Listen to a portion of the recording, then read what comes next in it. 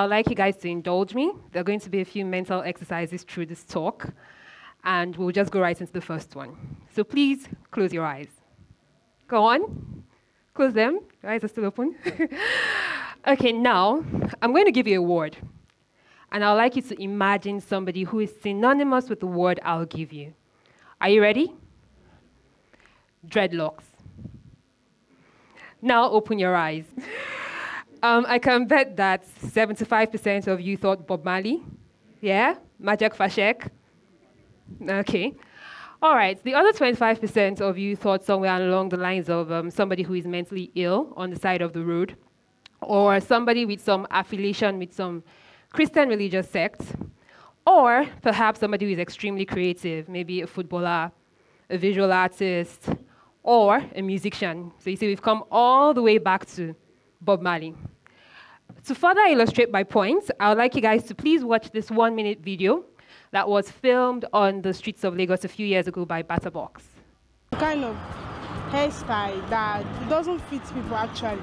It makes them look dirty. To me, it's an African thing, so it's traditionally African. To me, it's not something good. Why? Because according to these English sayings, they say the way you dress is the way you be addressed. Seeing people putting on this dreadlock, to me, I see them as someone that is not responsible. Because it makes you look rugged. I think it's rough. Dada is okay. It's nature. Samson carried Dada in the Bible. It's nature. As God that created it, it's God that approved it. As a normal human being, you should look neutral and just be yourself instead of looking like, sorry to use this word, a mad person. Except you are into entertainment or football, it doesn't look really cool on you. So you won't allow your girlfriend to keep dreadlocks? Definitely no. You won't date a guy that wears dreadlocks? No. Would you allow your child to keep dreadlocks? No, I can't allow you. When the child is going on, sometimes you used to disturb the brain of the child. I'm glad you enjoyed it. But very, very interesting views.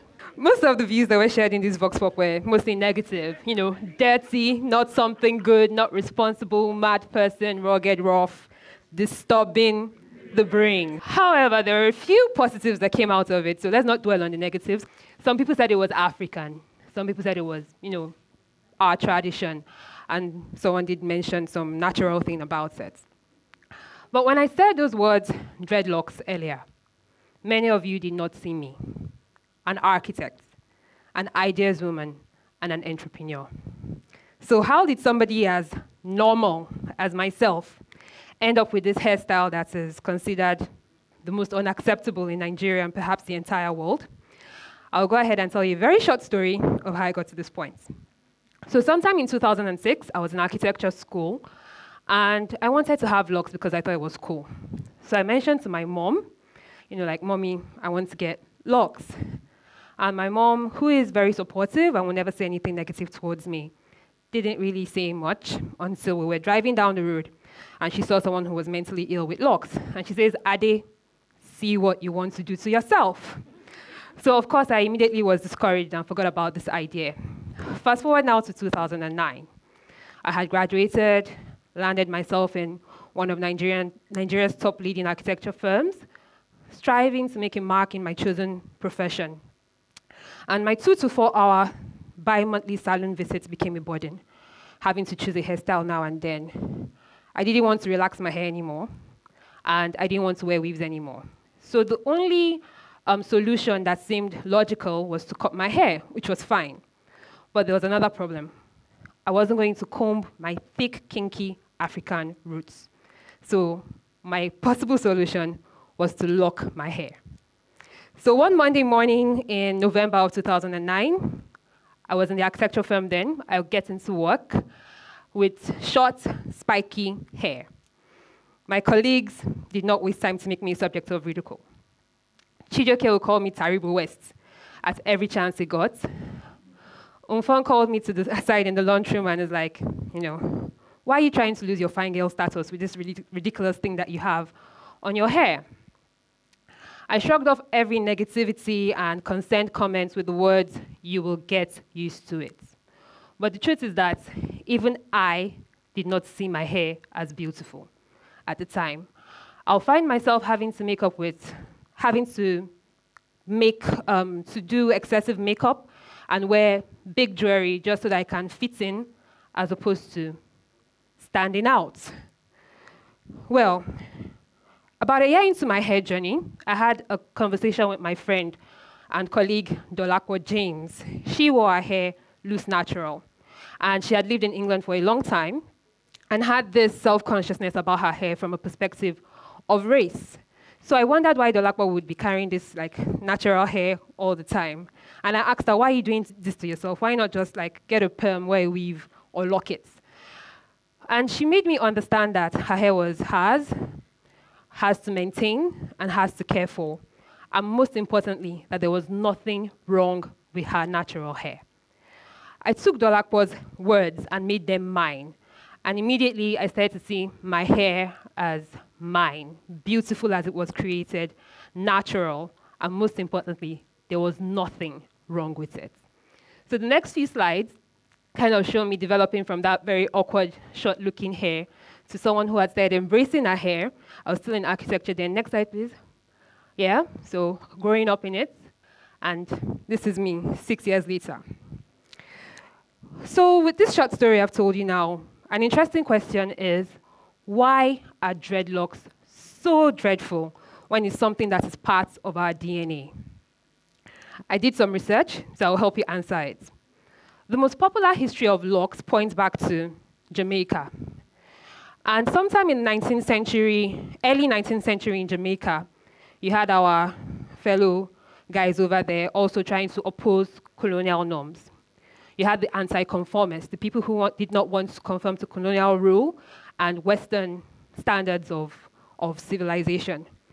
They stopped combing their hair as a form of rebellion. And with rebellion, oftentimes comes violence. So you had these people with uncombed hair performing all sorts of violent and dreadful acts on the streets of Jamaica. They very quickly became known as the dreadful people with locks. You put those two together, it becomes dreadlocks. So whilst the history of the Jamaicans is not my history or the history of anybody on the African continent who has chosen to wear their hair locks, you can actually draw some parallels. We were also colonized.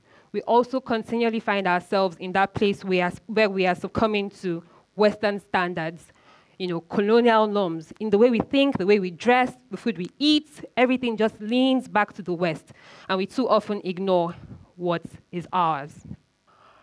Well, the last 7 years plus of carrying my hair natural has actually made me learn some life lessons and life values. Most of them are self-confidence, self-worth, self-love, self-acceptance, self-consciousness, patience, taking ownership of my black hair problem and solving it with my own black hair solution. And of course, a little bit of rebellion. So now, it's time for our second mental exercise. Are you guys ready? Excited? Open your eyes, don't close them. This time, I'd like you to go further and open your minds. I'd like you to see the people I'm about to show you. This is Dr. Bosedi, a renowned obstetrician and gynecologist, professor of medicine at Lagos University Teaching Hospital. She has had her locks for 4.5 years. Queenette, a legal practitioner, 4.5 years as well. Chinedum, a business software consultant with Sage. He's been locked for about over a year. Lotana, she's a fashion entrepreneur. She's right here, locked for 2 years. Pamela, a human rights activist, locked for about 5 years now. Mbankole, a tech journalist, locked for about 4 years. All these people are my heroes, all breaking the stereotype, trying to change the norm of the standards of how we think as a society for no good reason. All of them are striving and making a mark in whatever they have chosen to do. And the truth is that how they wear their hair does not affect their brain.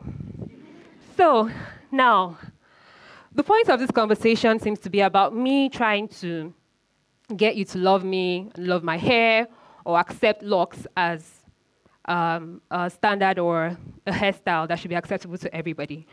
But it's really not about that. It's deeper than that. This conversation is about looking inwards, taking ownership of yourself, seeing your black skin, seeing your environment, and owning it. And thereby, that's the only way we can build on that. As an architect, I can't help but draw a small architectural reference. There's no reason why in 2017 we build in concrete in Africa when we could have advanced mud as a building material that will help us live in a better, sustainable environment. There's no reason why some young men still wear three-piece suits under the sun to go to work when we could have developed and evolved our own traditional African fabric into something that is corporate and responsible. Yeah? So I guess at this point, you've gotten my point. I would please ask everyone, when you're doing stuff, look inwards and to yourselves be true. Before I go, I have one last person to show you. This is my mom, the woman who thought that locks were ridiculous. She's a retired civil servant from the Nigerian Immigration Service, and she's been locked for 2.5 years now. Thank you.